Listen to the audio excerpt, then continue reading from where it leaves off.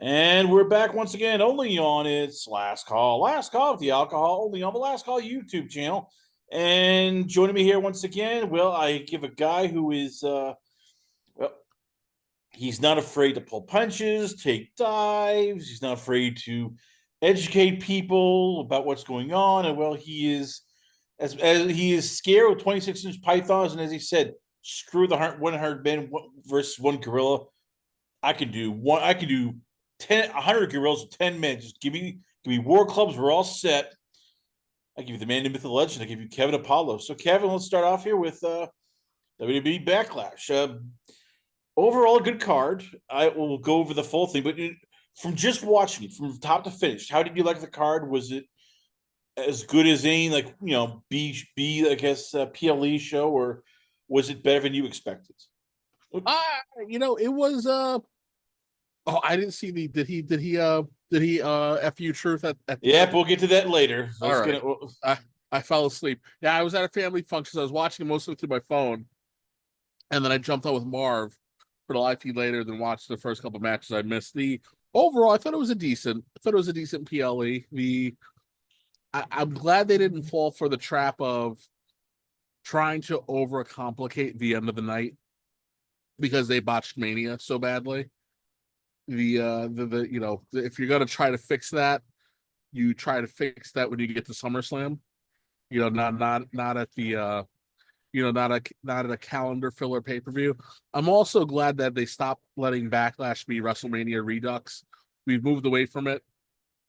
Especially with as long as WrestleMania is, there's no need to be revisiting every single thing that happened. Yeah, I hated those couple of years when when we were stuck with that. But overall, decent show. I was very happy that it was short. The Yeah, that was about it. It was just decent. I don't think anything in particular was bad. All stories either progressed or finished. So I think they set themselves up for a decent spot creatively. So the first match we saw a debut of Jeff Cobb, who may or may not have a new name. We'll figure that out. As Jacob Fatu defeated Damian Priest, LA Knight, and Drew McIntyre basically a fatal 4-way. Mm-hmm. I liked it. The action was great. 4 guys who are like mini hosses who can work. You start teasing, I guess, a new bloodline. Yep, this thing won't die. It just evolves. And look, it's the Jacob Fatu babyface turn, which they might not have wanted it, but they're going with it because the fans want it. So I like that. That was the first great match of the night, probably my A match of the night. Yeah, I agree. Listen, Jacob Fatu he's explosive, man. He's very entertaining. On the mic he's charismatic. Physically he's charismatic. He's just a very dynamic performer. You really can't go wrong with McIntyre, LA Knight, or Priest at this point. Yeah, so like I said, it was a 4-way Haas match. They did what they had to do. Again, it's Jacob becoming babyface was inevitable. It's just one of those things where you have someone that charismatic. You just got to go with it, man. You just got to go with it and attach that rocket to him. I'm looking forward to see how far it goes. I'm one of the many people who says that a future WrestleMania main event is Jacob Fatu versus Breaker. So, I'm all for this. Let's see what they have in store. So where do you go with all 4 men? I mean, with Jacob, it's sort of all right. There's going to be a reckoning with him in Solo. You saw that.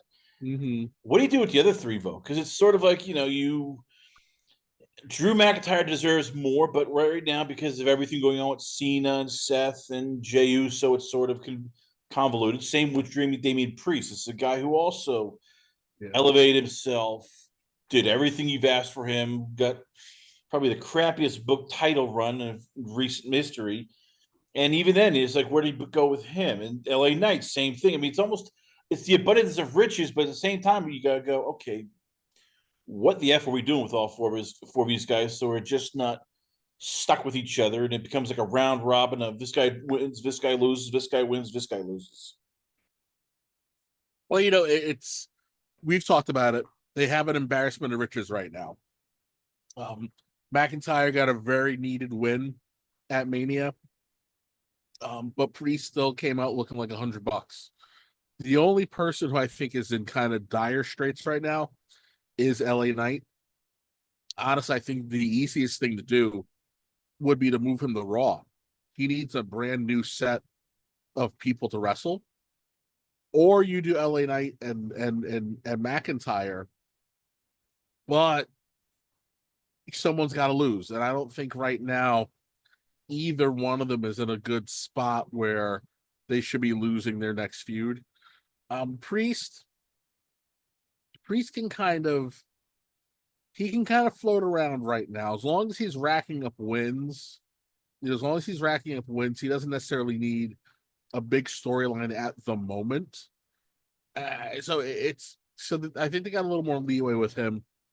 It's always just a little easier to have an over babyface just kind of doing things for a little bit. You can't go too long.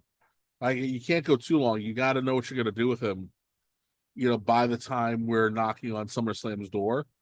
But they don't have to rush into something right now for him, unless the plan is to continue this thing with McIntyre or continue this thing with Jacob and Solo somehow. But I don't know. I just they don't have to rush in. They don't have to rush into anything right now. But yeah, you got a lot of guys. You got a lot of guys who should all be essentially occupying roughly the same spot.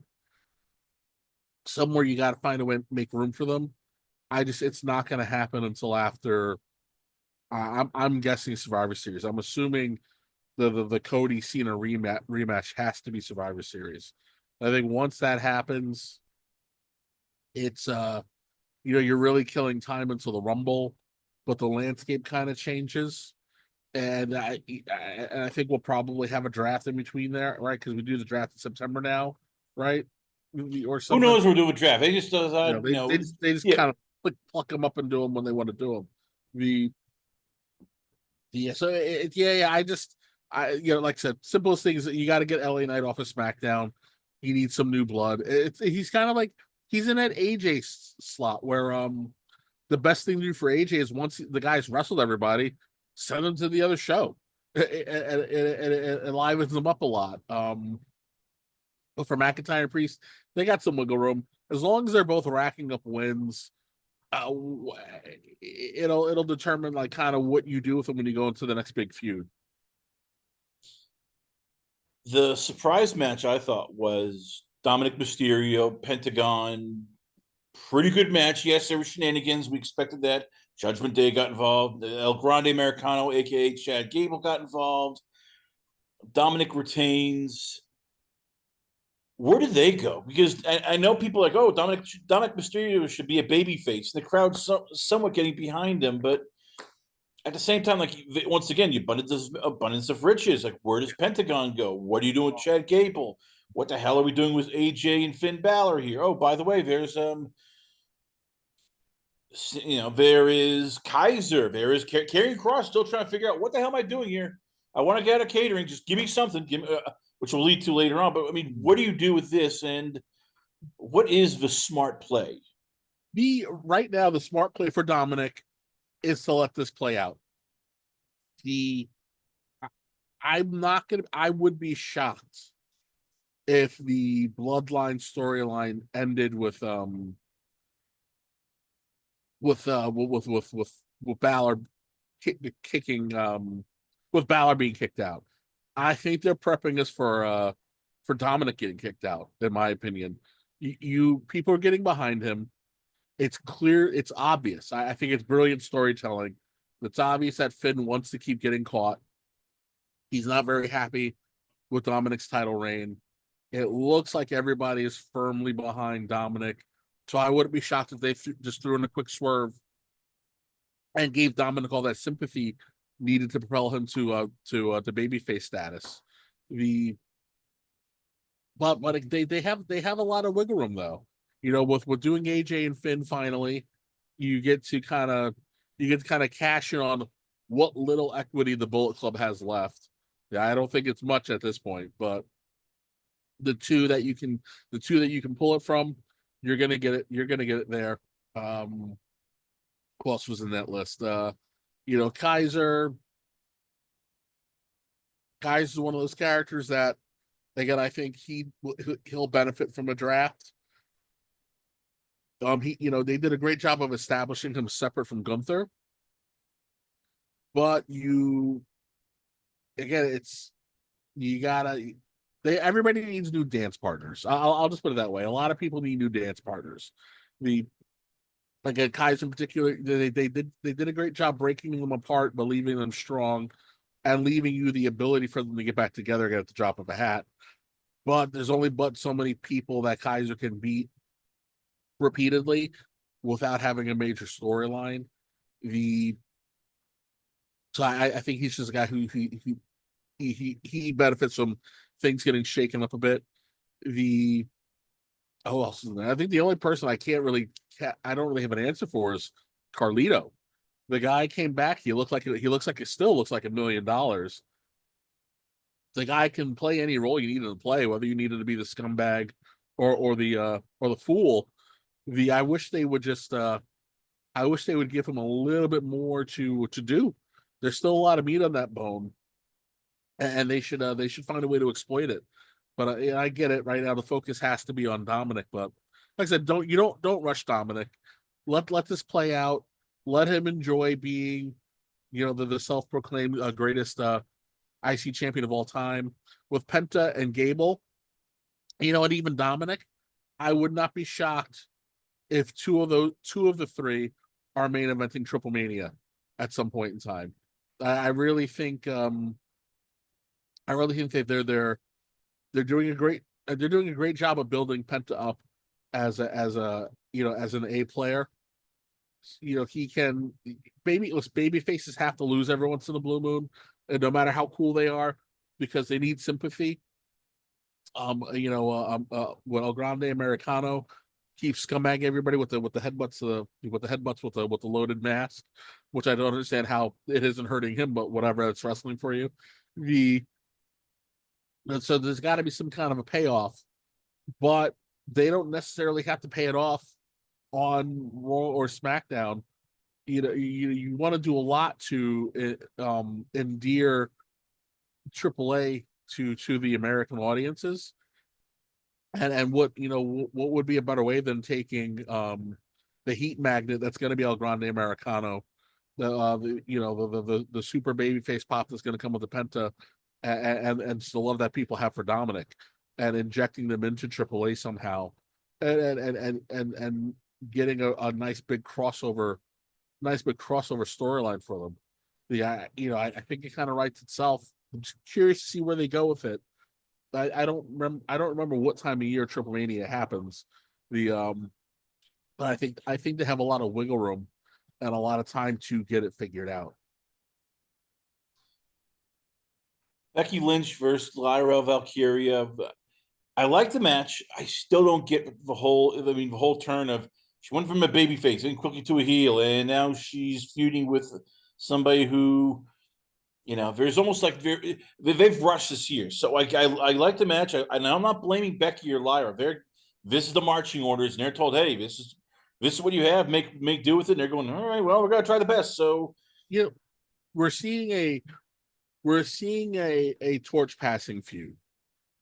I think we talked about it here a few weeks ago. The torch. Before I let you get start, I don't mind the torch bearing feud. That part I am fine with. I guess I would have preferred had Becky made her debut at WrestleMania as a heel, attacks both Bayley and Lyra, screws them over, and just that's a start. Rather than, hey, we're gonna take the titles off of Liv and Raquel, then we're gonna put it back on Liv Raquel a day later, just because, hey, we're gonna do a whole swaparoo face turn, heel turn in literally 24 hours. That to me is just like, all right, this should have been like giving it more time to develop, breathe, nurture, rather than just we're throwing it right out there. I think it's more about Becky's availability / desire to be there at this point. She's got a lot of irons in the fire. She's got a couple TV shows out there. And like I said, we talked about it. The female wrestlers their timetables are very different from the male performer. The we didn't even realize it, but it's been a little over 10 years for Charlotte, Becky, Bailey. It's so like we're usually at the 10-year mark is when the girls tend to go away, or they severely reduce their schedule if they even really made it that long. This is the kind of the first crop of female talents that hit superstar status and have maintained a superstar schedule. The and Becky, Becky has stepped down not because of injury, but because of other opportunities. So I think I know it was a little clunky, but I don't mind it because it's you needed to jumpstart interest. You need to jumpstart interest. You needed to jumpstart a surge of support for Lyra, and they already had the story kind of built in from the NXT pairing. Problem is that I wish they had, going into the Mania match, I wish they had taken a little more time. Oh, actually, because big surprise, they did a decent job of it in the Monday. I kind of forgot that was all a surprise, but I think it's okay. I mean, especially where we are now. Becky is the big star. Becky just took a big loss, and she went bananas and tried to break the girl's arm.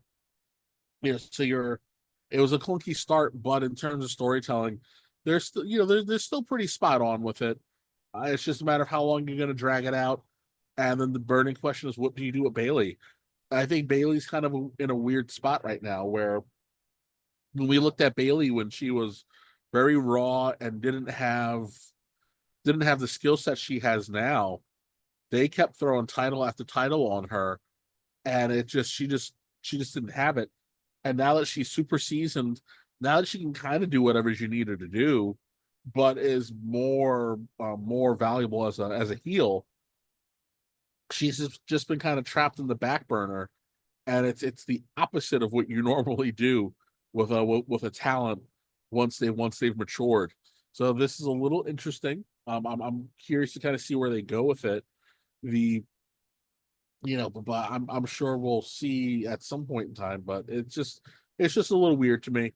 It's just a little weird to me that you have someone who can now do whatever it is you need them to do, and you actually haven't done anything with them. And at this point, I think Bailey's probably one of the ones who is going to be a lock for at least another 3 or 4 years. Without them wanting to take a walk.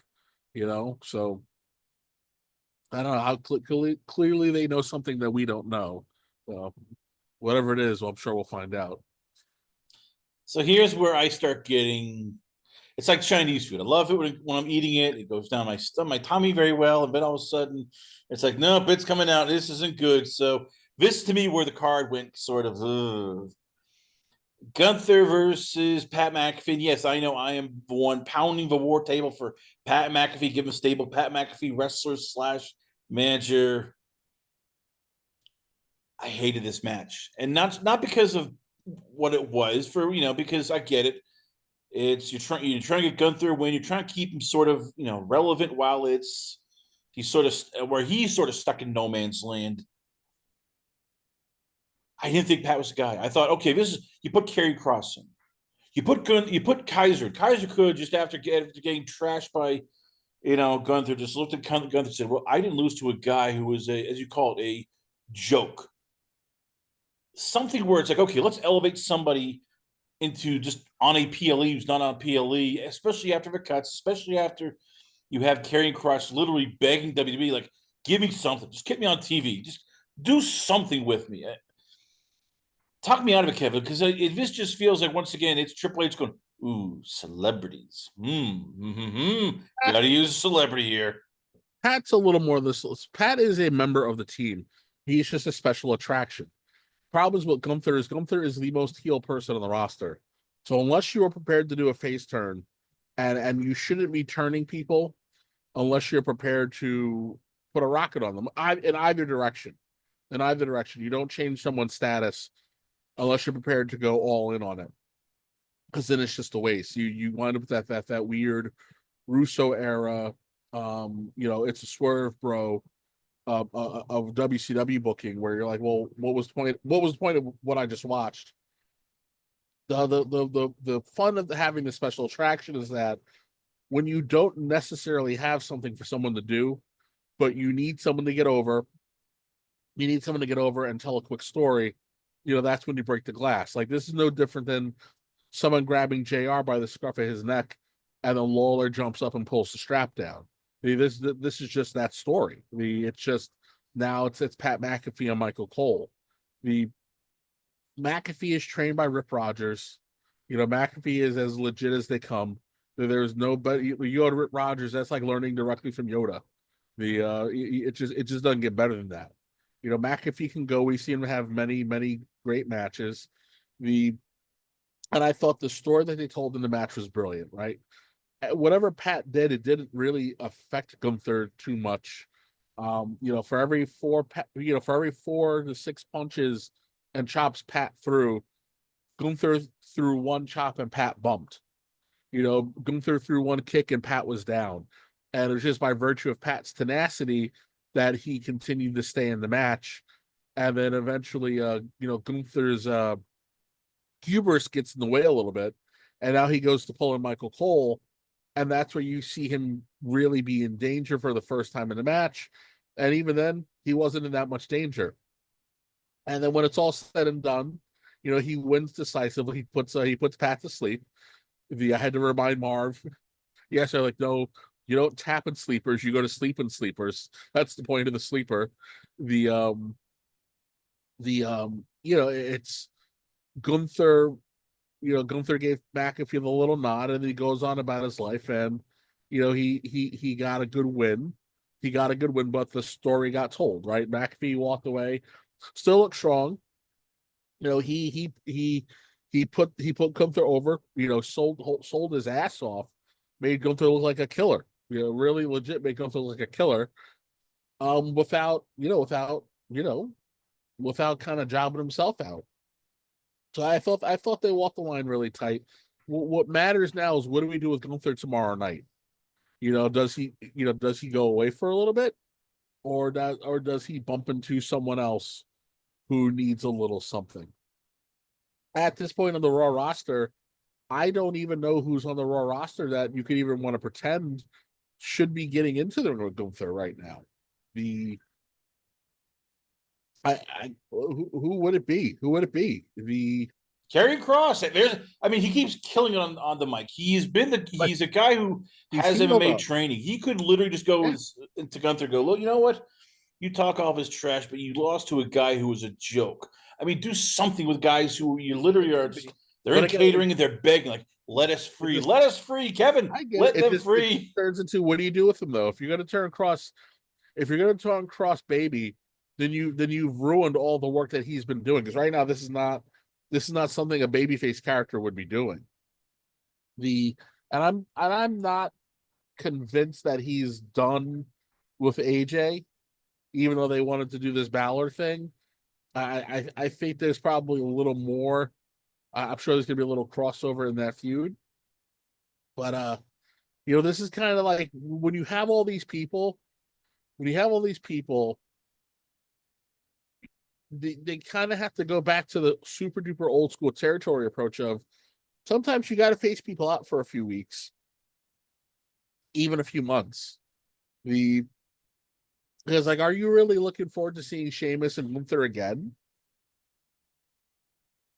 Like, I'm not really. I'm sure it'll be a great match. It'll be a great match, but for what? There are no real stakes at this point outside of Pride. So I don't really want to see it right now. Again, do you really want to see Gunther and Kaiser? I don't want to see that right now. I don't think there's reason for it. What I think, do I think Gunther and Kross would be interesting? Sure, but again, are you're gonna shit all over what the guy's been doing for the last 6 months because you turned him baby? And I sure as hell don't want to see Gunther with Sammy. If I don't want to see Sammy on TV ever. it's Sammy's just a guy that I have no interest in seeing. So I don't know what you do with Gunther, but if you're gonna do something with Gunther, it should be for a babyface who's up and coming, who's obviously gonna lose in the end, but needs a little bit of a rub to kind of establish that that they're a force here to stay. Or honestly, what will be pretty interesting. Although again, he's heel, so I don't know how they would do it. I would like to see Gunther and Rusev. I I think I think one of the things you got to do where I do think that you need to I do think you need to give Rusev something big and meaty to kind of kick things off so that he doesn't wind up like Aleister Black. Yeah, I think Triple H kind of overestimated the black and gold love. For sure, Aleister Black was super duper over in NXT, but when he got to the main roster, aside from one or two very early wins, he wasn't on TV for a really long time. And then when he finally popped back up on TV, Vince released him right away. So, there is no real there's no really built-in super pop for Aleister Black. That's why he's coming out to just kind of I would say it's waning at indifference, but it's still a sea of indifference. So, well, unless there's somebody I can't think of right now, I just don't know what the hell did you do with Gunther other than have him go home for a few weeks. All right. Then the final match was John Cena versus Randy Orton, and I'm getting ready to rage here, Kevin. And it's not because of the match. I like the match. If remember, they're both in their mid-40s, so they've both had Orton's had major surgery on his back to the point where people are like, he might have him walk again. So to me, he's getting a pass the rest of his life right now. He's doing great work considering what he literally almost had his career ended. Cena is a part-timer at this point.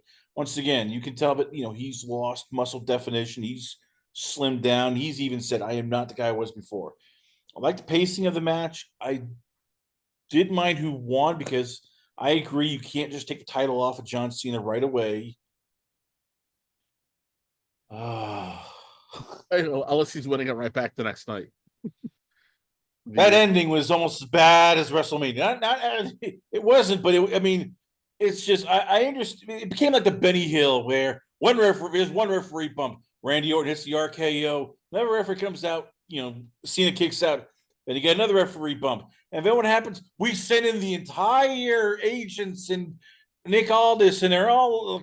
It's almost like basically we're in the U.S. Senate, and everybody's just gawking around, standing, pointing fingers, yelling, and it ends with RKOs on everybody. We're getting ready for a punt, and who comes in?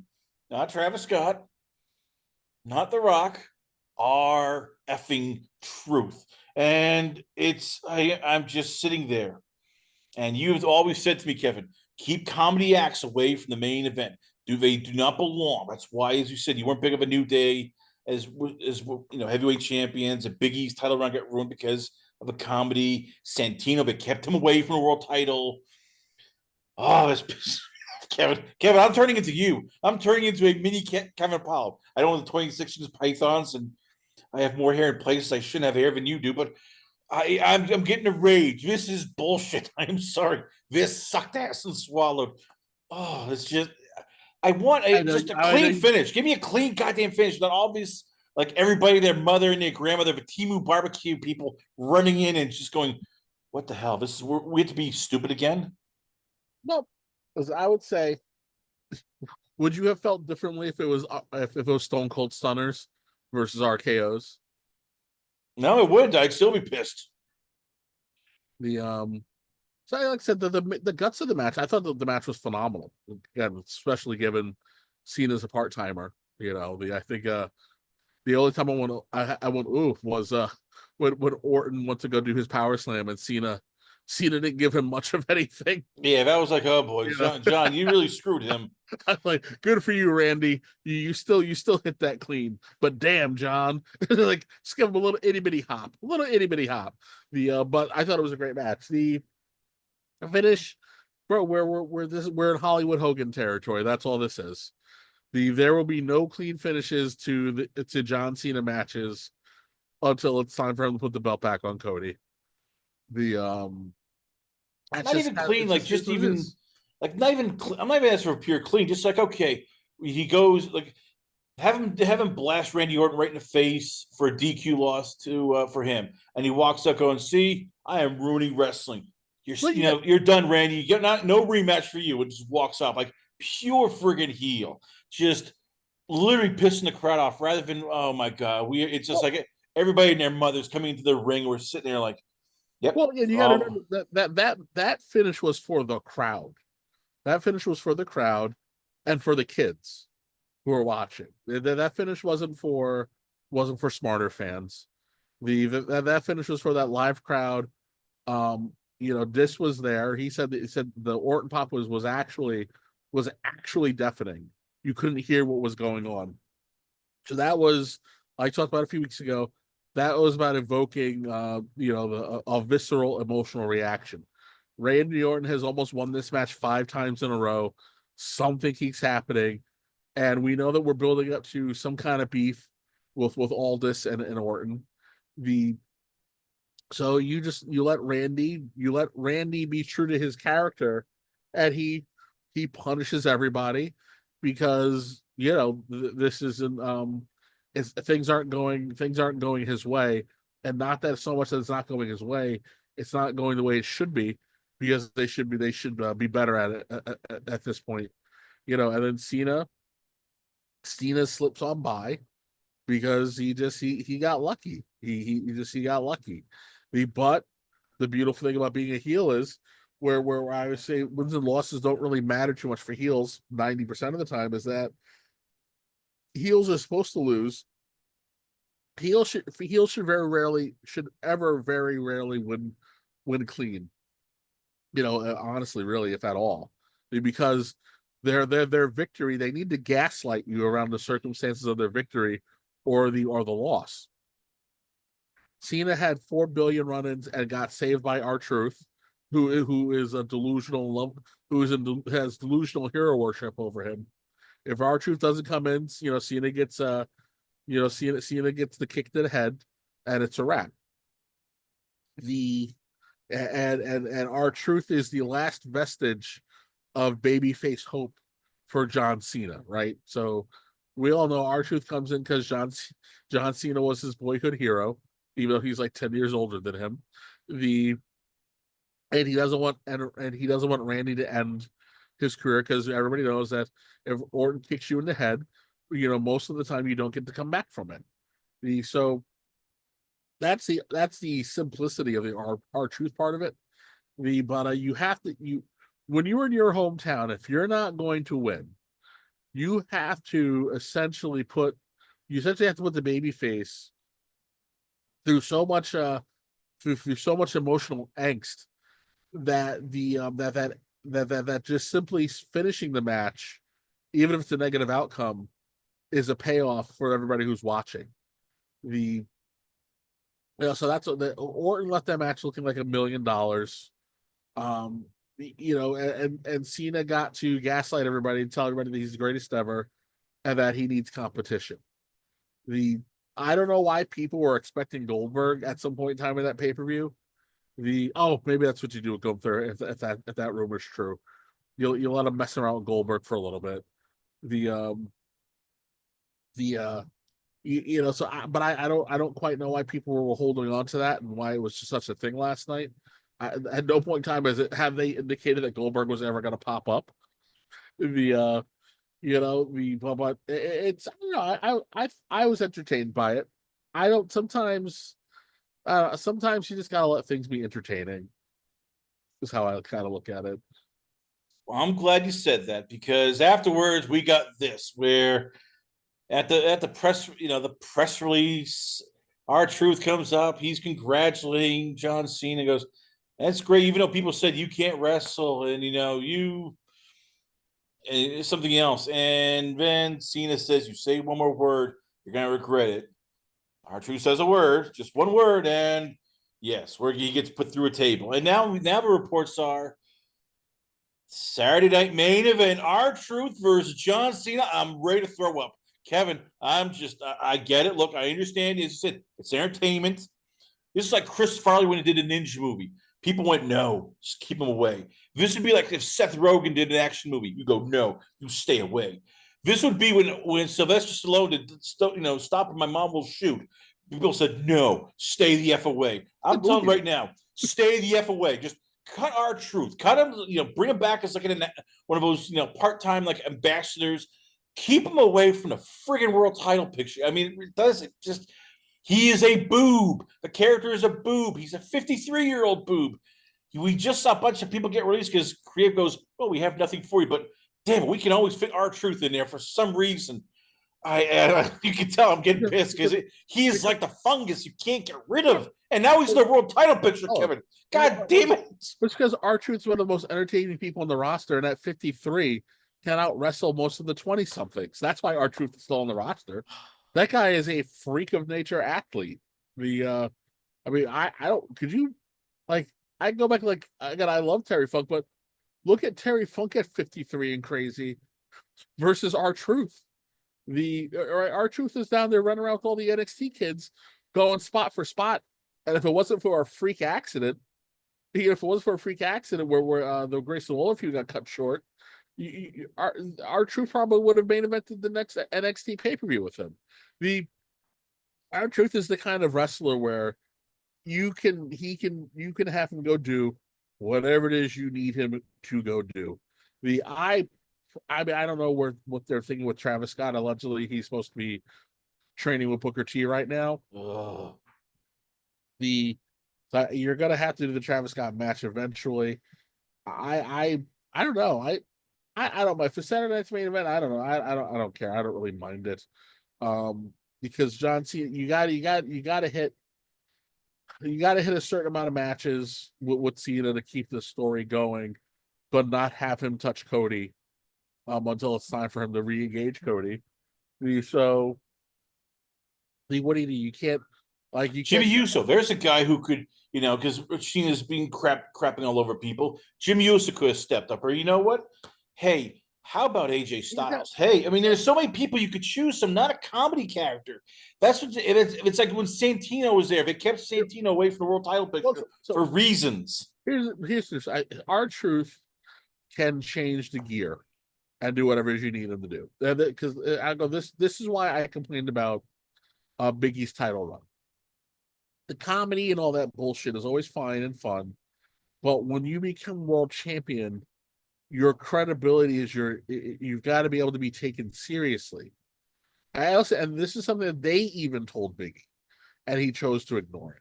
The throwing out the pancakes and all the bullshit, it's just not what you need. It's just not what people need. In this instance, the champion is being taken seriously and will respond seriously to the circumstances given to him. But this is like saying that Triple H shouldn't have wrestled Taka, on one of those SmackDown main events. Those matches were incredible. Anytime Triple H fought Kai and Tai, who I can't remember which one of them fought Scotty 2 Hotty. If you can do comedy, it's a great thing, right? So, but again, the good athlete knows how to turn it off. We have seen what it looks like when R-Truth wants to be serious. We just haven't seen it in a really long time. So I say give them space. If they want to do Truth and Cena at Saturday night's main event, clearly someone said, hey, this is making a little bit of money.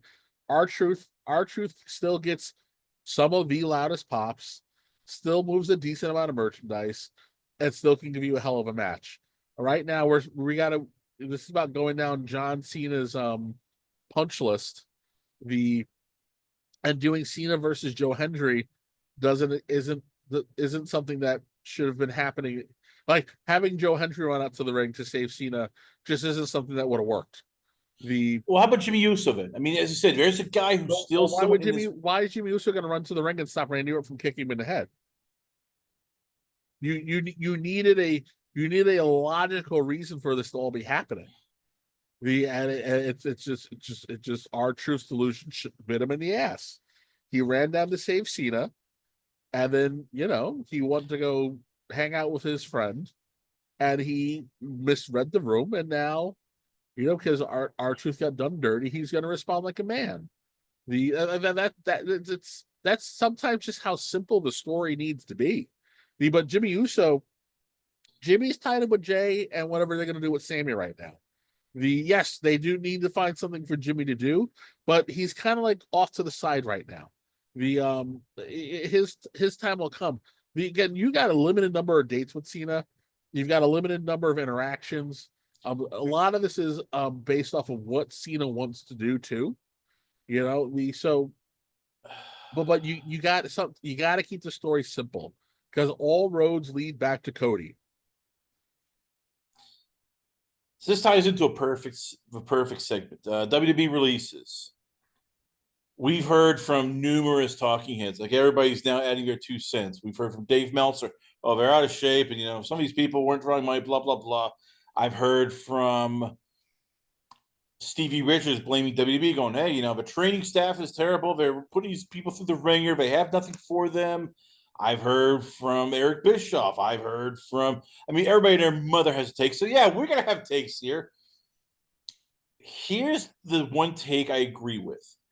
For a lot of these people, creative failed them.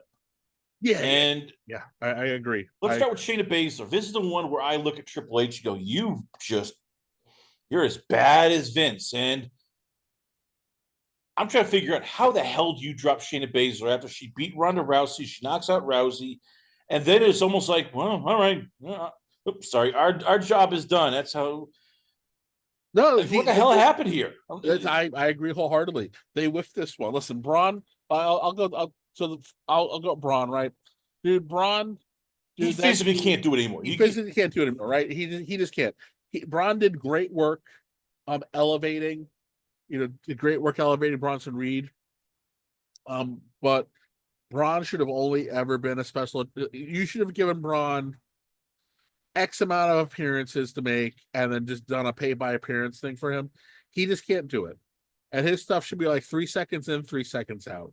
What he battled back from with that level of paralysis, it's just insane that he was willing to try to give it another go. The Baszler, because I would say this, Vince didn't whiff it that bad with Baszler. He just didn't. It's just Baszler fell into the trap of their bigger fish to fry. Where she should have had a freaking essentially a renaissance would have been under Triple H, because it was Triple H who was booking her down at NXT, and he understood what the character was. To Vince, she was well, we hired her because of Ronda's friend, and she's another cool MMA chick, and then we needed someone to throw at Becky. And once that was kind of over and done with, it was over and done with. But again, you should have been able to.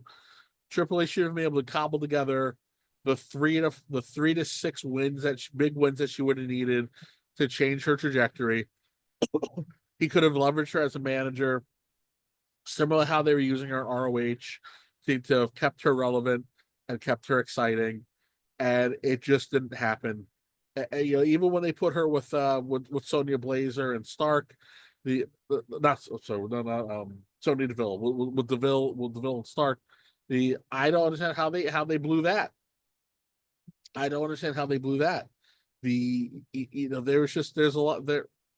a lot of creative misfires that got ignored during the honeymoon period that they just need to explain, because there's some things I just don't get, and Shayna Baszler is one of them.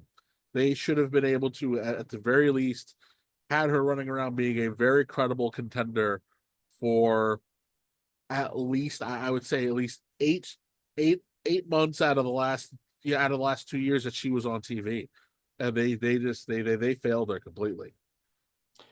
I hate to say this because it sounds cruel, and I don't like doing body shaming. To me, that's she's not sexy. And I think that how much did that hurt her where it's TKO and you look at who they're pushing, it's Tiffany Stratton, Charlotte Flair, Bianca Belair, Rhea Ripley. Well, I mean, listen, They're hot. I mean, and I get it. It's this sex sells. Women gotta look hot. That's you look at any action movie slash any successful franchise, and there, as much as Elliot Page will say it, yeah, looks do matter. You got so how much did it hurt about Shayna Baszler? She is a legit MMA fighter. She is a great heel, but she for WWE she's not their cup of tea. yeah. What I think everybody's got to stop blaming TKO. TKO is not meddling in the day-to-day affairs of the WWE. They're just not. They don't meddle in day-to-day runnings of the UFC. They're not doing it. They're not doing it with the WWE. They're just not. It's just not happening. Ari is entirely too busy for that, and they have entirely too much money on the line. It's just so it's. I don't know why this is the brand new obsession with people.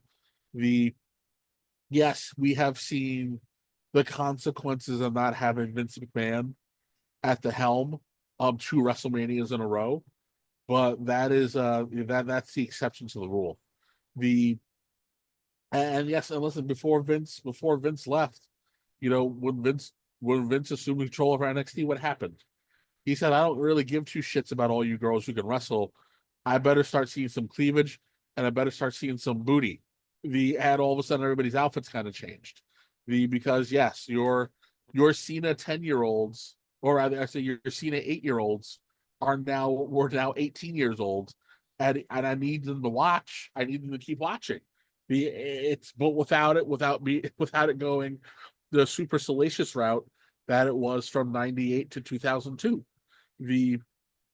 But not everybody can be sexy. Not everybody should be sexy. Wrestling is the circus. You need to when you watch wrestling, you should be able to get a little bit of everything. If everybody's sexy, nobody's sexy. It's just so it is what it is. But it is an aesthetic business, and you do need to be in shape. And yes, at the end of the day, you are walking around in your underwear. So you've got to be prepared for criticisms. But Baszler was a superior athlete, and I just think it was they just at the end of creative failed her. That is just the end all be all of it. Creative failed her. If you knew you weren't going to have anything for her, then at the end of the day, you probably should have sent her down to the performance center so that she could have helped the newer kids, especially the amateur wrestlers, learn how to work an MMA style into their professional wrestling repertoire, so they were more convincing / could develop a deeper understanding of how this works. Because a lot of times for the amateur wrestlers, that's where the disconnect is. They're either super phenomenal, mega proficient at it, but the showmanship aspect of it doesn't connect mentally. So this is just weird to me, man. I don't know how many ways we say it. They dropped the ball. They dropped the ball on someone who should have been a certified killer, and there's no real excuse for it. At least with Dakota Kai, like, and I'm a Dakota Kai fan. I've said it many times. I like Dakota Kai, but listen, she's a smaller athlete. She's not gonna be able to take the pounding. And she will get injured from time to time. But during her initial run, when she was with Tegan, and then when she was with Raquel, she was a tremendous character. A tremendous character. Why they kept insisting on leaving her babyface is beyond me. Some people are just destined to be a heel. Dakota is one of those characters who was always going to be a heel. I get it if you're like, well, she'll probably not be a world champion for us. Great, you guys rolled out mid-card titles for people for her. I don't, was it a lack of was she not entertaining enough? Well, great, that's creative. Creative's job is to find a way to find your inner entertainer. / she should have had a better feel for that before she got called up from NXT. Now, granted, Triple H wasn't the one who pulled her up initially. That was Vincent Pritchard, but when you brought her back right away, some of the things that these guys should have been working on is, okay, what are we going to do with your character in the long run, right? Because I'm sure when Damage Control comes back, um, depending on where they are with Asuka, people of Asuka, I think people still want to see Asuka have at least one super legit title run, but she also does really well with Kairi Sane, so they'll probably throw the tag titles on them for the 400th time. The odd woman out was Dakota, but that wasn't necessarily a bad thing for her. You really just needed to figure out what the hell to do with her character. Fine, she'll wind up in TNA or AEW, good for her. But again, I don't know. I am also of the Stevie Richards mindset of, instead of seeing all these wrestlers go, I would like to see the writers go.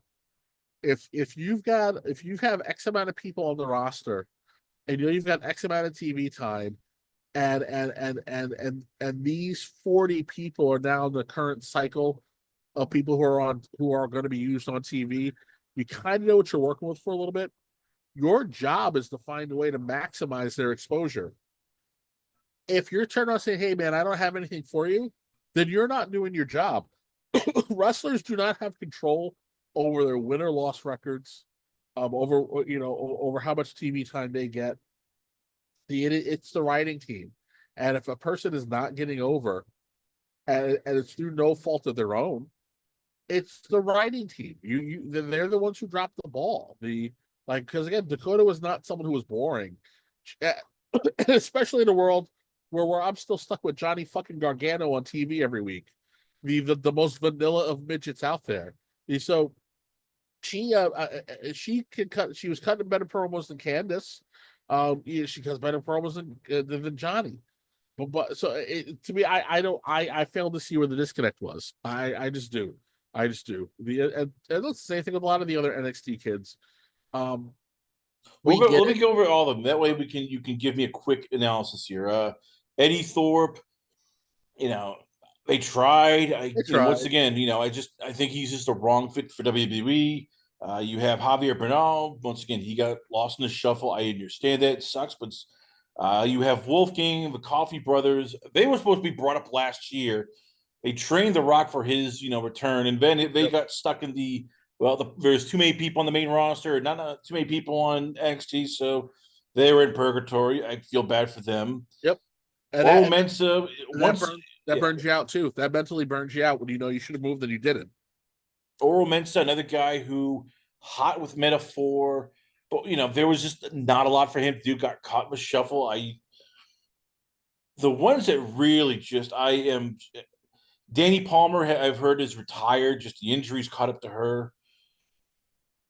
The five I get, and I'll break it into different ways. The five that pissed me off. First off is Gigi Dolan. Because she got screwed. Yep. She was hot when she was Toxic Attraction. Then Mandy Rose doesn't want to take down her OnlyFans. And WB since, and because of whatever reason, right, I don't agree with it. Can't have OnlyFans. They fired Mandy Rose. Toxic Attraction is now. That was the toy deal. That was the Mattel toy deal. They had content restrictions. I tell you right now, if Vince was there, she would have been fine. She would have been fine. They would have fired her for a month and she would have been back. Just to appease, and she would have gotten the conversation. I don't even understand. I laugh, right, because I think it's incredible. We're still having to litigate this all these years later. It was a non-story, right? The story dropped. No one really gave a crap about it.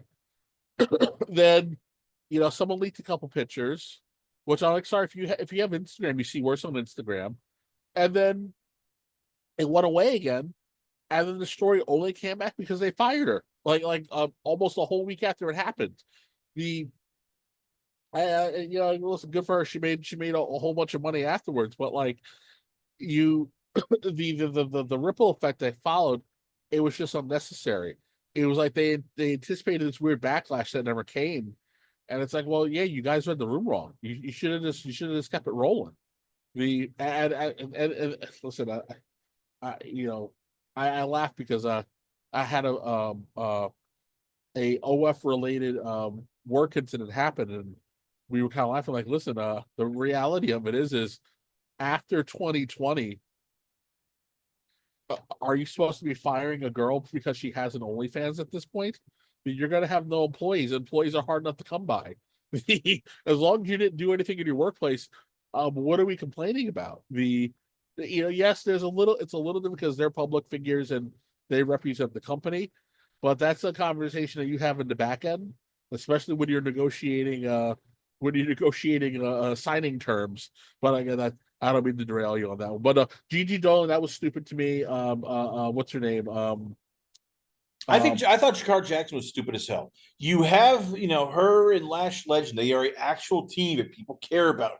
Yep. And it's like, well, yeah, we're just screw the tag teams. We're gonna fire them. And you hear a story of Jakar's birthday, gets fired over the phone. There's no warning. There's no reason to. I spoke to a couple people down there, and they all gave me the same feedback. A lot of them were told that there was no actual reason for the release. So that's why I was like, the bullshit reason that Dave Meltzer out there. People need to stop listening to that asshole. He has no actual connects. He made it up. This fucking boob just made it up. Like, you're not firing people for people who are lazy down there. They get rooted out really quickly. They don't last because it's impossible to last. Frankly, we talked. No, I was with you, but about Gable Stevenson, yeah, who he just did not get. They ran him out quickly. That's it. Like these kids, man, they have a very intense schedule. As a former fitness professional, would say that I think their schedule at times is a little too intense, right? Because especially more so during the Bill DeMont days, where like when Bull was down there, they were working these guys to death. These kids only have one actual day off. Sunday is the only real day off they have. Sometimes maybe they'll get a little bit more during the holiday schedule, but for the most part, Monday through Saturday, these kids are bumping their asses off. I'm sorry, well, it's different now, but so they have a TV day, and then Friday and Saturday, they're all over Florida, setting up, breaking down, and wrestling. So that's if they're not needed for for main roster appearances and house shows. These kids are busting their ass. On top of that, all the bumping that they do starting at 8:30 in the morning, they're bumping from 8 to 5. In between there, they got to do the strength and conditioning. They got they're doing mini combines. Then some of them like Gigi Dolan and Cora Jade, they may be going to an external trainer to keep doing work. Then they've got their promo training, and then they have like their lunches and what they're eating scheduled out for them. These kids are living very highly structured lives, and the only time they really get to themselves is when they're done with work for the day. And so maybe that might be 7-8 o'clock at night. And then you can't, don't be an asshole, because if you show up wasted the next day, you're going to be punished for it, right? These kids work very hard lives. They are essentially in a what would be the equivalent of a high functioning D1 program, a championship team D1 program. So the lazy is not an option. Lazy is just not an option. It's not realistic.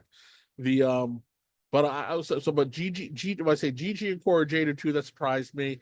And again, and Katana Chance and Caden Carter, you bring them up. You finally bring them up. And it's like, yeah, here they are. Then they get beat up, and that's it. It's like, I think I've been complaining about it last week.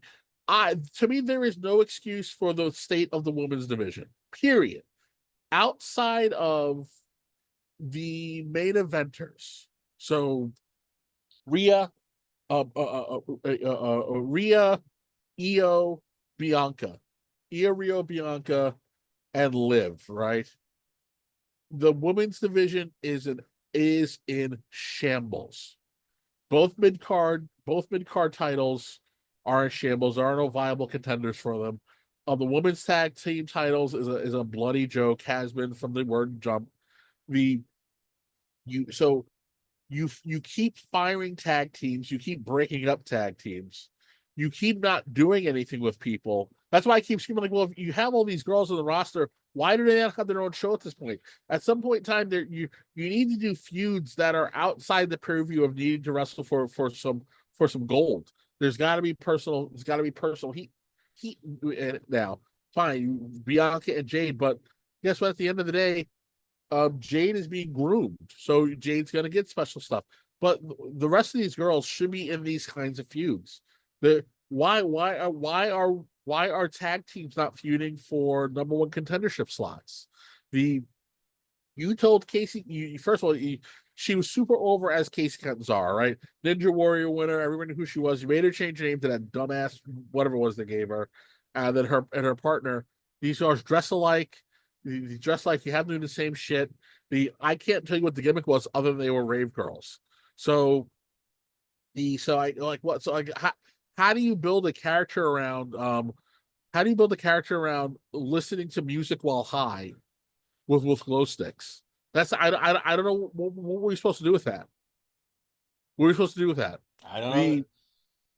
And they to me those girls especially at their size, right? At their size, they are sympathy magnets. They should have been bumping their asses off every week for the last 2 years, and always coming close but coming up short until it was finally time to put the straps on them. And then you give them a little bit of time. The other that you kind of wasted them. What was the point? You wasted them. Again, same thing with Jackson and her partner. Like you wasted them. You keep breaking up partners. You keep breaking up teams. You get the teams and you don't do shit with them. The Isla Dawn and the other one. What happened there? What Now happened? Fire, yep. Here's another one we almost forgot. Shotzi Blackheart. This is somebody who was in War Games. This is somebody who people had sympathy for, but with her sister shaving the head. And now they've said, "Hey, we're not going to renew your contract." Here's somebody you could put in the mid card. You could put in anywhere who has shown, she was in a hot tag team. I mean, I'm just looking at this going, you keeping people around who probably are past their expiration date.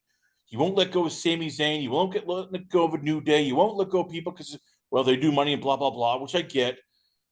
But it's a chicken and the egg. How are people supposed to get over if they don't get time? How are people supposed to get this when it's like, well, we got to put this person and this person in, and we got to keep these celebrities in, and it's just like I just sit there and go, so do you need to cut the roster in half? I mean, do you need to just cut, make drastic cuts, cut the roster down to 130 people combined everywhere? Because it seems you can't manage this, and TKO seems to be having no problem every year going, yeah, we got to shop 40 people, 50 people, 60 people per year. That's always happened. The only time it's been getting more votes since they took over because they as you said, they are in charge of the books. And they're going to go, well, if this person's not making money, but yeah, well, they don't care about what the stockholders feel. Their feeling is no, stockholders don't like it. We're doing it because of the stockholders. They're being a little more, they are more subservient to the stockholders than Vince ever was. Vince only went public because it was a way to get a massive influx of cash to do certain things he wanted to do. But at the 51% majority holder, the board could do nothing to him. He could have brought it private at any point in time he wanted to. It's just a different animal. It's just a different animal. So you're going to see this happening. You're going to see it happen more. And the WWE, more so than anybody, I told you they have metrics on everybody who's under contract. They know what their potential, what their earning potentials are. They know when they're dropping off. They know when they've capped out. Like they just know. They know every dime that they can make out of somebody. It's just unfortunate that you're seeing a lot of people kind of be thrown into the meat grinder and spit out, and they're not really necessarily better for it. And keep in mind too that the system is also kind of set up that way. They know that they're going to bring a lot of kids into this system, especially on the NXT side. They're going to bring a lot of kids to the system. They know a lot of kids are going to wash out. Some of it is kind of done on purpose in the hopes that we'll give them a taste. If they're good enough to come back, we'll bring them back. And if they continue to stay, hey, we're trying to undo a lot of the damage that got done to the indies. But there are also people that like there's got to be a better way. You can't be taking a 25-year-old and destroying their body, um, and then they don't really have too much to show for it other than they were on the roster for a few years because you failed to do anything of any significance with them. You know, they didn't even make it to a video game. What all they have now is their lower back hurts, their hips hurt, and their knees hurt. That's all they got to show, for their WWE tenure. To me that's bullshit. And that's why I keep saying, instead of chopping these kids, you got to bring the kids, right? Just by virtue of needing to feed the machine, you got to have a lot of bodies. But to me, the creatives should be being cycled in and out a lot faster, because if you can't hang and book on that kind of a schedule, then you can't be there. And we know that there are writers out there who can function at that level of a demand because soap operas exist and have existed for a very long time. Sure, there are not nearly as many of them as there once were, even just 10 years ago, but soap opera writers write for 52 weeks a year. So the 5 days a week, 52 weeks a year, and they have to be able to essentially book on the fly. Someone gets hurt, someone gets a movie role, someone gets fired, if someone gets pregnant, you've got to be able to change gears almost immediately. Those writers out there exist. To me, there is no such thing as I don't have anything for you. That's bullshit. That is your sole existence is predicated on your ability to find things for people. It's listen. I get it. Every once in a while, you are going to sign somebody. You're like, how the fuck did this guy get signed? Right? They, other than having a decent look, they don't have charisma. They can't talk. But there was something that got them to the dance. There was something about David Otunga other than his wife that got him to the dance, right? So it's just a matter of finding the right thing for him. If you're actually trying and it's not working, then fine. I'll give you your brother and say, hey, listen, brother, they gave it a shot. It's just not meant to be right now. Go back out into the wild and see what you can figure out, right? Because sometimes that does work.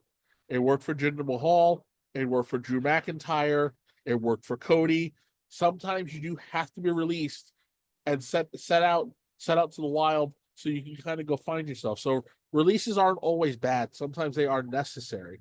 Everybody, the only person on this planet who had been in the wrestling business who had not been fired is John Cena. On that, everybody gets into the wrestling business, and at some point in time, everybody gets fired. Or The Rock. Rock has never been fired, so that's true. That's true. He did get fired from DC. Says he just left on his own. There's only two people, The Rock and John Cena, the only two people to be in wrestling and to leave on top. And John Cena is the only who was able to do it as long as he did. To me, that's the real actual qualifier. John Cena reigned supreme for over 20 years and left not because the machine was slowing down. He went to go do other things. So, sometimes that's there, but no, the WWE has failed. Triple H has failed. Triple H has failed, in a very big way, right? There are some mistakes that got made that I would tell you I don't think Vince would have made those mistakes. I think Vince would have been like, "Hey, we're going to try it." And there's some times where I go, "Well, I think Vince was probably right to go. Nah, I don't see what this guy saw, so I'm just going to cut you because I'm not going to want to do anything with you."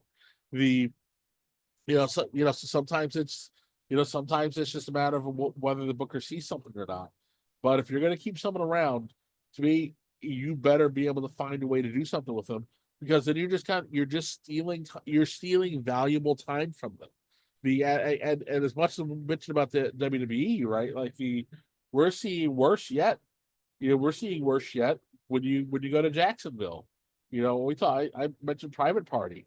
Those were guys that had no business being signed when they were signed because they were still very new. And I would be hard pressed to go, what good has come from them being down there for as long as they have been? You're going to have to be, if they go anywhere else, they're going to have to be deprogrammed if they are deprogrammable. you know, what's his name? The Super Jet Black dude who got released because they couldn't do anything with him. EJ Nduka, yes. Yeah, exactly. So like, you mean to tell me that you can find anything to do with that guy, with that freaking monster? Like promoters can. Dude, back in the you know what? Before the '80s, I'm sure promoters killed somebody to get a hold of a man who looked like that. The like so it's like it's silly, but yeah, I the system isn't perfect. I do think there's a lot of room for improvement. But I just wish that the creatives were held more accountable for their failings, and that it stopped always coming down to the wrestlers who don't have that much control over their destiny. They just don't. You do what you're told. You do what you're told, and if you're lucky and you get over, you have the ability to push back a little bit. But at the end of the day, you still do what you're told. You know the you know. But if you're not in a position to push back and make your opinion known, you're just you're just going to work. You're going to work you're earning your paycheck. The outside of that, I don't, but we'll go like Eddie Thorpe, man. Eddie Thorpe was kind of interesting. It looked like they kind of wanted to do something with him, but there were too many kids. And I go, and that's what sucks about them dumping the network is that the network promised that they had full control over the content they put out. I think somewhere, if you were to pull someone to the side, they are fully aware that they don't have enough on-air wrestling content for the amount of people that they have, and they know they need to do something. They know they need to do something because they chopped down the house show schedule. That's why I think you're seeing them struggle to now make these external deals with companies that probably would have never been made before. The because you've got to find a way to get people reps. You got to find a way to get people experience. You got to find a way to get people rotated. But they're dropping the ball. If you right now, you needed to have a Sunday Night Heat type show where just for 1 hour, all the non-main event guys get the feature. You need to have like your old school syndicated shows like your Metal, your Jack, your Velocities, Shotgun Saturday nights, so that the guys who don't get TV get to get reps and get to show their characters off a little bit. You needed a recap show for people who aren't watching that has that one exclusive match. Like that's shit you need to get people reps. And because of the nature of the Peacock deal, they don't have it. And now's the time where they need it the most because they do have a lot of people. There's a reason for having a lot of people, but what's the point in having all these people and teaching them these skills and drilling into them this work ethic if you're not going to afford them the ability to apply what you taught them? It doesn't make sense. So where do they go? That's the question now. Because I know because on Toontown, credit to Marv and you and AEW disciplinary and AEW off like, oh yeah, well, sign with AEW, sign with TNA. I mean, TNA doesn't just have his money where they can scoop up everybody. They're trying to make sure you have a roster not too big. AEW, even they're going, we have too many wrestlers. And granted, I think Shotzi, Dakota Kai are going there. I think whatever Mercedes wants, Mercedes gets. Damn Chris Jericho, she's getting what she wants. But where the hell do most of these people go? And it's like, where's the future? How do you they want it? They say they want to sort of inject more blood into the indies, but there's not many indies that are still around that can afford people, pay people, and have TV time. Yeah, no, listen, the indies are shot. The indies are shot. It was going to take at least another 10 years for the indies start to kind of repair itself. But what sucks right now is Japan is in dire straits. But it's not necessarily a bad thing either, though, because with Japan being in dire straits, a lot of these kids can probably go negotiate decent deals for themselves and go get some good exposure. TNA, I wouldn't be shocked if some of these releases were done so that TNA could gobble some people up so that people can be signed to help them get their folks exposed to a more professional, proficient system. AEW, fine. They know they have too many wrestlers. That's not going to stop Tony. Tony needs new toys to play with. And it just turns into, well, is it worthwhile going there? Because if you weren't getting used here, If you feel like you weren't being used well here, you're sure shit not going to go down there and get used any better. You're going down to the spot where the dude who runs it has no interest in learning how to run it. I don't know. There isn't much viability. You, I mean, I guess we'll see what happens with AAA. Because I'm sure you're going to start seeing more American names pop up at AAA. The it's an interesting time, but and again, Cardona proved to the world that you don't necessarily you can get out of the indies when you put into it if you came in at a certain slot. And at the end of the day, I've said 1,000 times, a WWE mid carder who hasn't won a match on TV in 5 years still has more value than 90% of the New Japan main eventers who are going to be in the G1 tournament. It is what it is. You're the W. You're a global star, so you have a certain level of equity that never goes away. It's just a matter of where can you go to kind of maximize that. Speaking of star, let's talk about Indi Hartwell with star treatment. TNA is we've seen them. It's brand new management. They've recently outlawed blood and hardcore matches. They're trying to get a TV deal. They brought in some new talent. They've signed some new women. The Indi Hartwell thing to me is a huge change because they've brought her in. They haven't just debuted her right away. She hasn't won a title right away. They're slowly building it up. They're teasing, like they're showing more of her backstory. How big is it for this company? Because we keep saying, TNA is basically survived everything and the Black Plague. They're finding some new life. They need a TV deal. How much does this help sort of like recruit people who, if they're on the verge, either AEW or TNA, and the money's a bit close, they will go to TNA because they're looking to go, wow, look how they treat people. Look how we be presented. Look, we have freedom. It's like this feels like a turning point for them in terms of like trying to get back onto like more than just being the third brand. What was it? TNA most of the time did a very good job with reintroducing former WWE talents to the world. And that's one of the few things that they got right very often. It wasn't too often where they blew it. What I think is great with this is I think it does give credence to some of the ideas out there that hey, maybe some folks got released to kind of help TNA bolster their roster a little bit. The Indi was another person like, how'd you let her go? She had a massive upside, and you guys kind of screwed her a little bit. Like by the time she finally got to shine and come to her own in NXT, she got the NXT title, but she was also hurt. Then you pulled her up and did nothing with her for a year. And then you threw her back with the freaking Garganos, and then you didn't have her do anything for another year. And then you finally did something with her, and then you released her. What? What the hell was that? The But she went out into the wild. She did a couple matches. She did really well for herself, and now she's in TNA where she'll be able to shine, and she'll get a different set of skills with a different set of perspective. And assuming she does well, the doors will opportunity will present itself, and it'll be up to her to do what she wants to do. But I would say I think it's very telling that she chose TNA over the other place.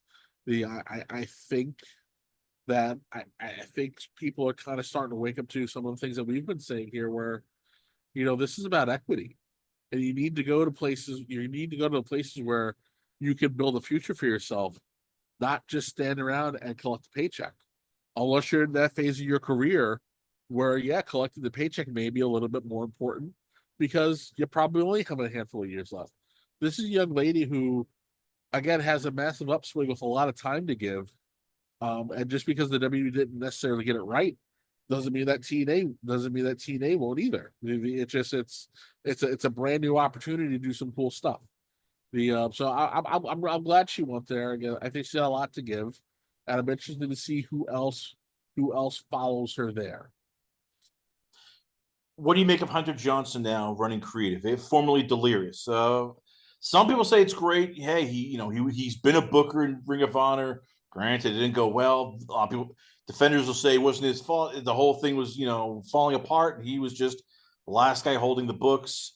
Others will say, well, he's too Jim Cornette-ish. He's just sort of bland. Like, is he the right choice? He's under 50, which is I'd say is a huge thing because he understands regular people. But for TNA, like, when do you start bringing in more writers, more creative people who are out of the wrestling bubble to help go, okay, we need to make people sound like they're real people rather than cartoon characters or fake wrestlers. I think where you have a little bit of advantage over TNA versus with WWE, and it's gotten better. I say it's gotten better under the Triple H era. But one of the big complaints that everybody had about the WWE promos was that they had them speaking in ways that human beings don't speak. It was like they were delivering these Thanos-esque soliloquies, and that's not how people talk to each other.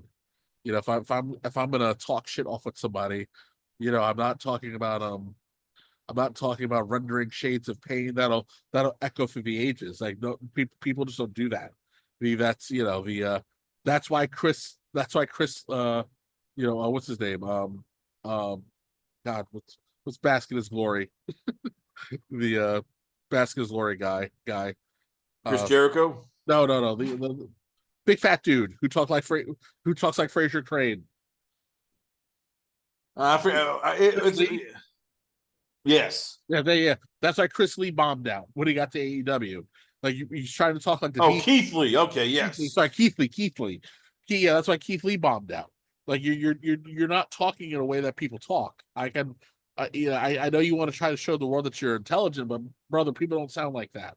The so like I said, it's got a little bit better. TNA has done a really good job of having wrestlers kind of talk like people. The it's and wrestling is wrestling. I listen. You have a booker who's under 50, which means that they're young enough to understand that means they're in the sweet spot, right? They're either a they're in the latchkey kid age demo, right? They were the first to use the internet, but they're not addicted to it. But they're young enough to understand. They're young enough to understand what the culture is, but old enough to understand the really dumb parts of it. So, communicating with the audience is key, right? So they're better poised to present certain people certain ways where they can appeal to their like the Rascals, right? The There was no way you'd be able to do a weed smoking stoner gimmick and have it work in the WWE. It's just virtually impossible. It was very raw when they first started doing it. Now they at least have it kind of figured out where it's where it's a little less in your face, but you understand what's going on. But you need that room, you need that kind of room creatively. Um, again, I listen. The ROH was only over at one point in time in its very lengthy career, right? So people speak of ROH with this great reverence, but at the end of the day, like, bro, no one was going to see it. But other they had there was a time where they had a certain crop of stars that it really didn't have too much to do with the booker. It had everything to do with the stars, and all the booker had to do was just put the right people in the right place. And you were gonna make some kind of you were gonna make magic. The So you can't blame someone for ROH failing at the end. ROH already failed long before its demise. It just was what it was. The Cornette kept it afloat, but it was a dying corpse. It was a corpse that didn't know it was dead yet. The so you got someone who has experience on TNA and understanding how to tell wrestling stories at a wrestling show is what is the most important thing for TNA right now. As they're getting exposed to better production techniques, when they land a TV deal, or if they land a TV deal, is maybe when you crack open the pocketbook a little bit and try to find another person who can kind of come in right now. But modern wrestling storytelling, or I should say, rather, modern bookers all understand that when they're not modern bookers aren't out there trying to put on wrestling. That they're not doing that. They are doing their best to try to mimic the WWE style, but they're trying to make movies. So you're already heading in the right direction. So once they land TV, you bring in someone who's a little more seasoned with TV to refine what you're trying to do. But there's no reason to do it earlier than that. It's more important that you have someone who understands how wrestlers think, how wrestlers want to talk, how wrestlers want to present themselves, and understands how to put the right wrestlers together, when to put them together, and where to do it at. That is the most important thing for TNA right now. There's some breaking news, unfortunately. Sabu has passed away today. PW Insiders reported that he has passed away at the age of 60. No details in terms of that. And next week, we'll probably talk a lot more about this. But just quickly, it's tragic because he's the biggest what if. What if he was able to land in WCW or WF earlier? What if he didn't have some of the issues, whether it was injuries, whether it was career, just debacles that could have made him better. Like, this is a guy who, if you grew up in the '90s, he was basically what we talk about with MJF, with Trick Williams, with Javon Evans. Hey, the next big can't miss kid. Hey, this next big star. Like, he was that guy. He was the homicidal, suicidal, aerial wrestler who could do hardcore, did stunts. Him, Taz were literally the feud of 1 year, literally by not even wrestling each other, just teasing it.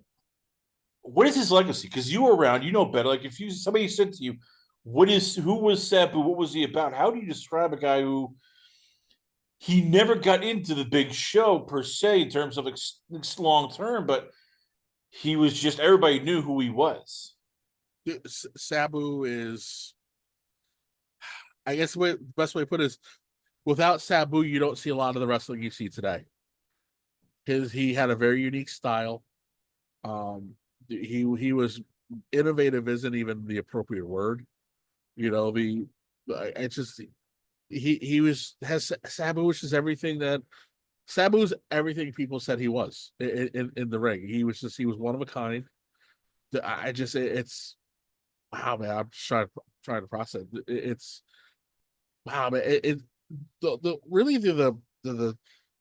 The worst part of it all is it just sucks that Sabu got to the WWE probably 4 or 5 years after his body was done.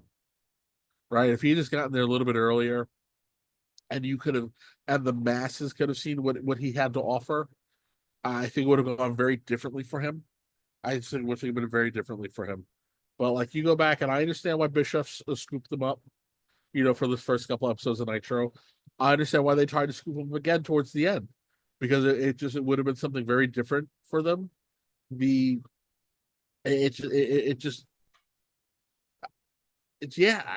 Sabu was just a once in a lifetime kind of performer, and what he did in terms of for high flyers, for smaller high flyers, for high flyers who wanted to incorporate a hardcore style, and what they did.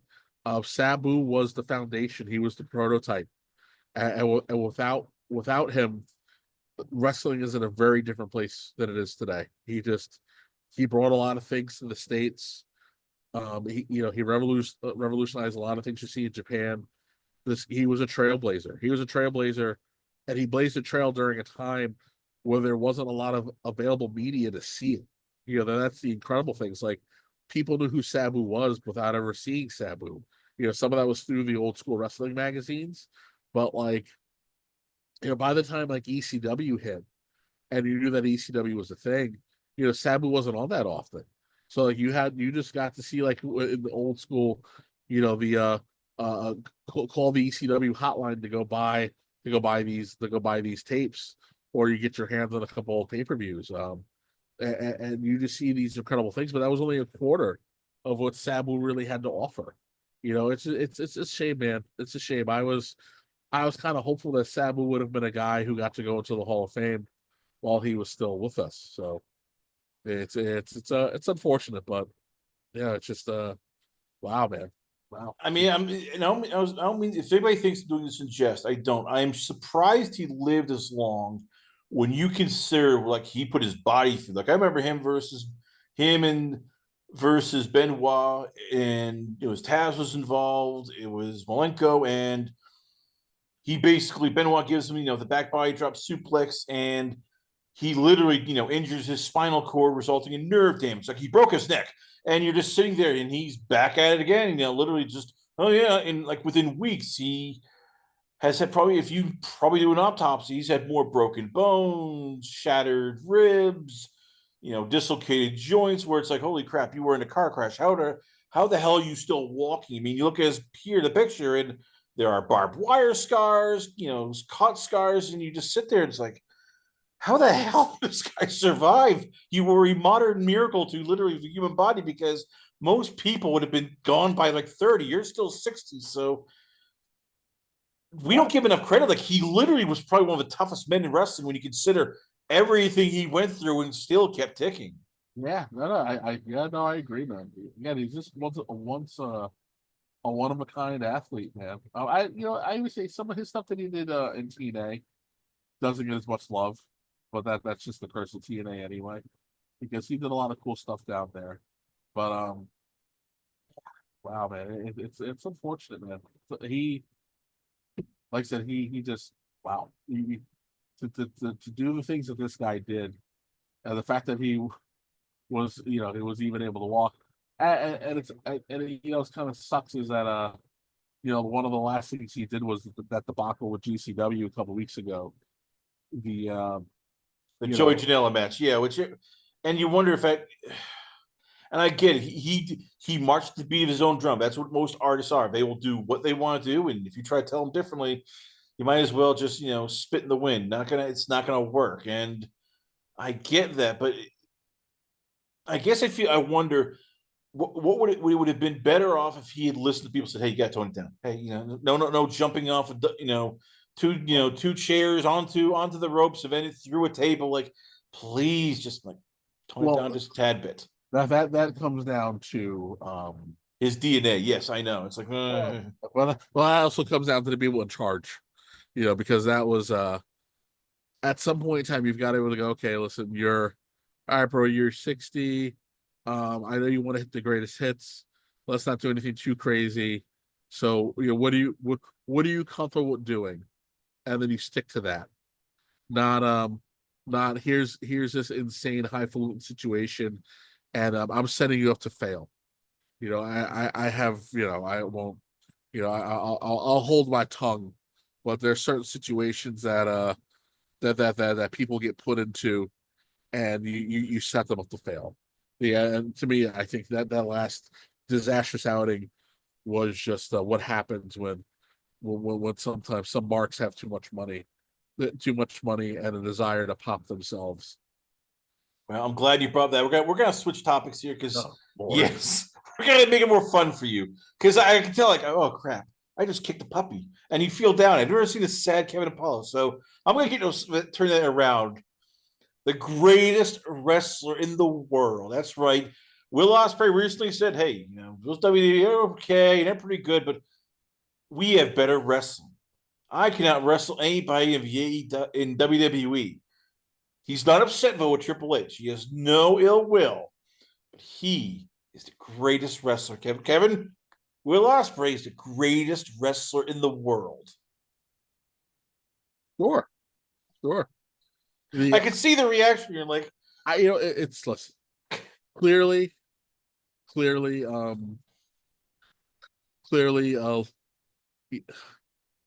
copium is flowing, brother.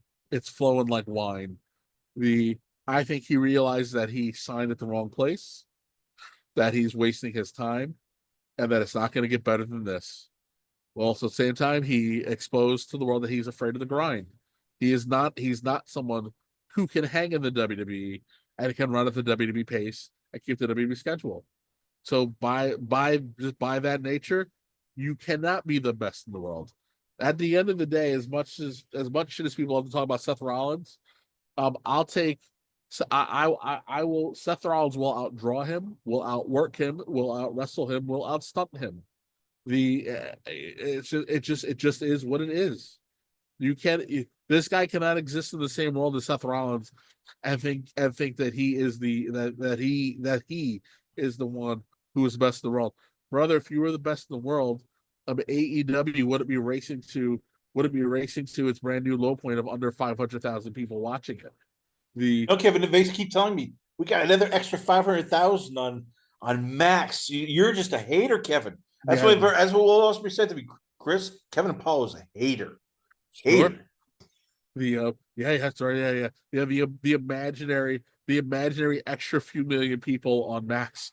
Meanwhile, we sat down and you can just sit down and do basic arithmetic and understand that, like, what were I can't remember on top of my head, but we got to see the MLB numbers and the NHL numbers on Max, and the highest rated NHL game had under 500,000 people on it, and that was a top performing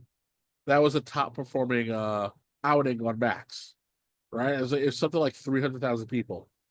So I'm sorry, Ickfest AEW, the brand that has zero clout, zero cred, and gets laughed at, is not doing 1 million to 500,000 people when the NHL and the NBA cannot.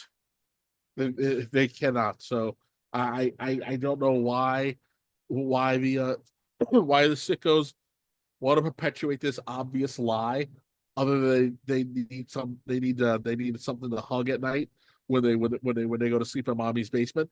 But I'm not really here to suffer these fools and put up with their bullshit. No one is watching this god awful show, and the worst part about the show being so damn god awful is that now it's boring. At least when it was 10 pounds of shit getting shoved into a 5-pound bag, it was fun to watch the chaos. Now it's just 10 pounds of shit being pushed into a 10-pound bag, and it's boring. And that was just boring. So this idiot comes out, again, it's what if Elton John was created by Guy Ritchie? So you get a slightly less gay Elton John coming out with less to say, than Jason Statham in his first few movies. And you can do a couple of flippy doos, and you watch him be excited. You watch him be excited because he's gonna go do a flippy do. Okay, cool. All right, man. If you were truly so damn great, there'd be more people in that arena. There'd be more people watching. You wouldn't have to rely on having to do the same 8 flippy doos every damn night. And it's not to say that he can't potentially be a major draw. It's not saying that he couldn't potentially be a major star. But at the end of the day, you got to have the balls, you got to have the wherewithal, you got to have the grit and the toughness to do it. He didn't, and he chose. He chose to go play in the small pond. He chose to go play in the minors, and now he has a minor league mentality. And I think he deep down understands what he did to himself, where he currently is in his career. And that's why anytime you throw a hot mic in front of him, the first things out of his mouth are, where WWE? Where Triple H? It's pathetic. No, Kevin. Pathetic is this feud. Yes, just when you thought, okay, we're gonna end on a positive note. No, it's like all the Chinese food needs to be aired out from the fridge. It's been a couple days old. This is just ugly. This is pathetic. This is just like so. Javon Evans, and as AEW calls him, the greatest heel now. Ricochet got into a Twitter beef where it started off with Ricochet saying he'd squash Evans. Evans basically saying, Ricochet said he'd squash Evans. They will never wrestle because they're different companies. But hey, Evans responds by basically calling him, "Yeah, I bet your brown egghead ass would squash me if Tony told you to." Then much love, OG. Ricochet responded by saying, "Hey, I was learning from Shawn Michaels when you were 12. I went on to become a multiple-time champion. Let me know when you win, little boy. And yeah, if Tony asked me, I definitely beat you, could." To which Evans then just straight up murdered him by going, "You learned from HBK when I was 12 and became a multiple-time champion. Now you're wrestling in front of 2,000 people every week for a crackhead. Talk about an upgrade, am I right?" And also follows it up by just an extra kick in the dirt. Sounds like Mr. Khan isn't giving you enough attention. So, unfortunately, Evans had to delete the tweets. I'm guessing Triple H is like, "Yeah, I gotta delete the tweets. I love them, but you gotta delete the tweets. Damn it!" I'm shocked it got to go that far because they, like I said, they have a social media team who watches the younger kids like hawks and grades them. So yes, and Triple H is great. This is a material. Ooh, just got pissed off Tony Khan. A material. Oh my god, we got to delete it. Oh god. All right, Jim, I'm telling you, got to delete. But god damn it, this is gold. They probably let it play out because yes, at the end of the day, as the kids say, he cooked them. He did. Why Ricochet is so mentally weak and petty that he keeps getting into these fights? Like, bro, you just got clowned by an NXT kid, like a brand new NXT kid. You should really have nothing to say to him at the end of the day.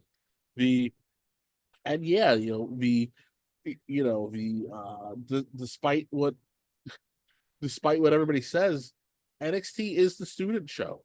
You guys get rocked every week by the student show.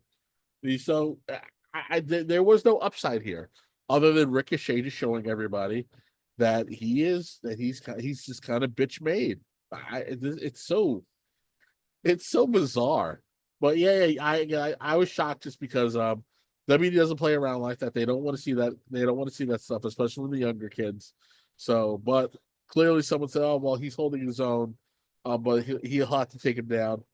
Well, let him embarrass us a little, and we're just going to keep it moving. Because at the end of that's the story here. Ricochet took a couple big shots, but at the end of the day, you wanted the kid who is on the student show.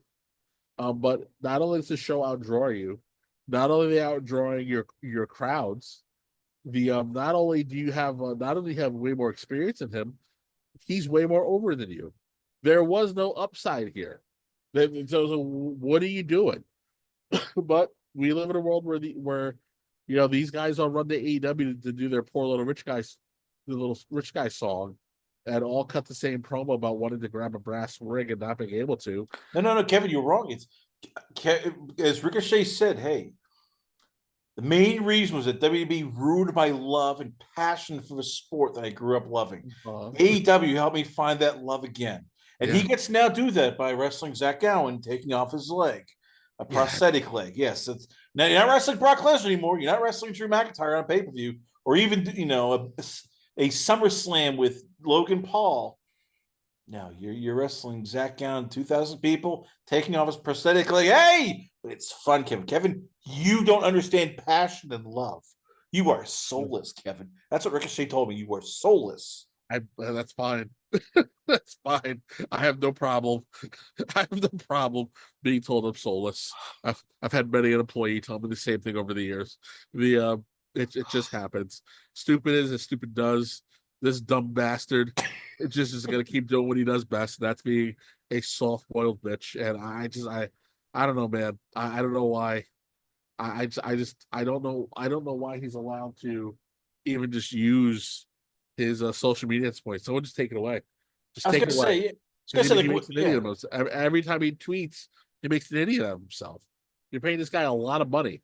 You pay this guy a lot of money to make an ass out of himself every chance he gets.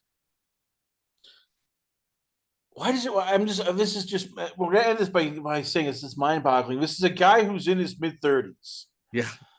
Stay off friggin' Twitter. Don't go on Twitter. I mean, you have better things to do. Yeah.